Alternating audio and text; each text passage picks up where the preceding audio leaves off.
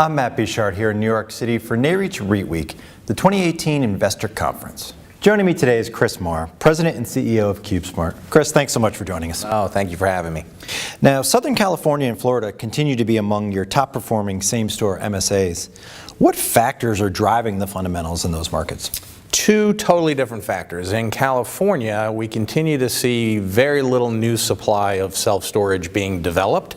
Variety of reasons for that. There are very strict regulations, both environmental and otherwise, to get a project done in California. So you've seen, again, good population growth. It's a good market dynamic.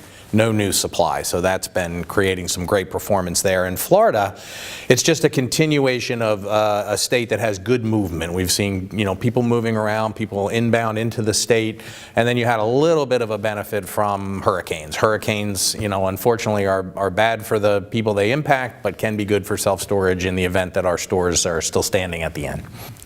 And can you talk about CubeSmart's development pipeline and what impact, if any, the rising construction costs are having? So we're starting to see it in raw materials, steel in particular, and we're definitely feeling it on the labor side of things. It's not only we're seeing escalating costs, but it's hard to get labor, and it's impacting timing, because if you don't have everything staged perfectly and you have to pause, it's hard to get that labor to come back around because they're in such demand. We're also seeing a similar issue in municipalities. Their staffing is low, and therefore it's taking a long time to have approvals done. So we're definitely seeing an impact on a variety of fronts in our new construction.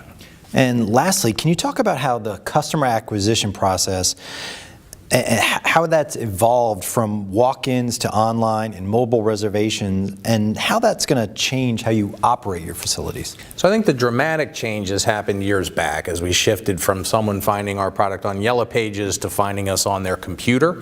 Now it's evolved to their mobile device, and we're seeing more and more people being comfortable just going ahead all the way through the reservation process online.